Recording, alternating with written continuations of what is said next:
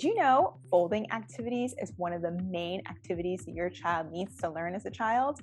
Well, today we're going to talk about some special activities that you can do at home with them. So let's talk about folding.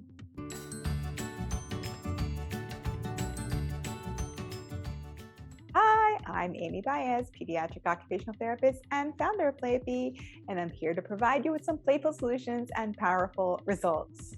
Today, we are doing the third video of this little series I have been talking about, stacking, stringing, and folding activities. Today, we're going to talk about folding activities, so let's get started.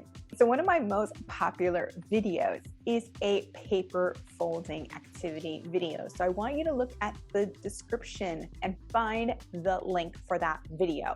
It's going to give you some really step-by-step ways that you can work on some paper folding with kids. And this can be from very simple, just folding a piece of paper in half, to much older. We start looking at folding activities even as young as 2.5 years old. We might show the child how to fold a piece of paper in half, and we don't expect it to be accurate, but we want to see that a child is at least able to make a crease in that paper, that they understand this concept. That's how early we start introducing this to them. And then by the time that they are in the 4-year-old range is when we're starting to expect to see some accuracy. So constantly practicing that paper folding is super important. And it's a great way for you to then work on some drawing skills as well. And I talk about this in the paper folding video, but just drawing, making cards or creating a grid allows kids to then use that paper for something that's very useful. So you don't want to just fold it and move on with it. You want them to actually be able to have something functional happen with those things. But today I want to talk to you a little bit more about some activities aside from folding paper that you can do to also work on the concept of folding in everyday life. Okay, so in addition to just regular paper that you might have, like computer paper, you can use tissue paper, right? This is often paper that it's okay for it to get ripped up or whatever. It makes a lot of sound, so it provides a sensory experience that is really interesting for kids, and it comes in all different kinds of colors, right? So folding tissue paper can be really fun for kids. Now, if you're getting a lot of packages in the mail, you probably have a lot of packaging paper that's available as well. Sometimes this paper is perforated and it allows you to work on folding because it already has an edge to it, and you can just work on folding with accuracy on those lines. So using paper, like packaging paper, is a great way for you to work on folding as well, and allows you to put it away neatly so that it can be used and repurposed for something else. Other things that are around your house that you use all the time are napkins, right? Either paper napkins or cloth napkins are a great way for you to work on folding.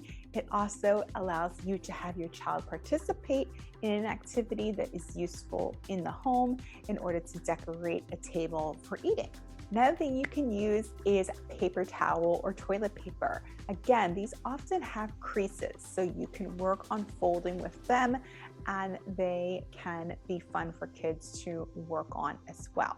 I don't know about you all, but when I was a kid, I love to fold the paper that straws are often used to keep them clean. So once you open up a straw that has like a paper covering, you can fold that little piece of paper and kind of make it look like those little inchworms and things like that. But I don't know if it's just because I'm a fidgeter, I love to manipulate little pieces of paper like that and just fold them and just kind of make them move in different ways. Another thing you can just do that's very obvious, and the next few are going to seem that way, is folding towels, right? You have to fold towels.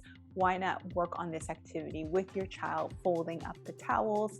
You can practice over and over again, and it's not like you're going to be wasting the towels at all. So teaching them how to help you fold towels is a great activity for them to practice. And along that line is also clothing, right? So learning how to fold clothes in half, learning how to fold in the sleeves of a shirt versus folding, pants in half or shorts in half. Those are great ways for them to understand that concept. If you get really ambitious, you can work on folding blankets, especially fitted ones.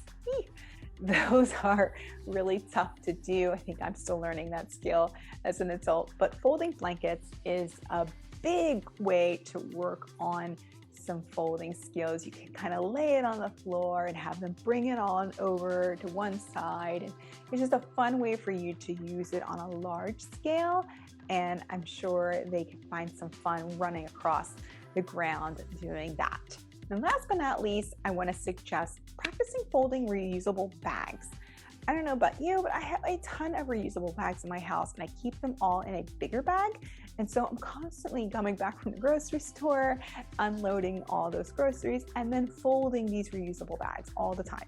So folding reusable bags and putting them into smaller bags, putting your smaller bags into a bigger bag so that they can be stored is a way for you to work on folding as well. You can also do this with small little plastic bags that you get from different products. You can put them into a smaller plastic bag and take them off to be recycled at your local stores like Target and such. All right, there you have it. Those are your 10 activities that you can work on folding with kids. Really important that you kind of set the environment at times to make these activities a little bit more fun.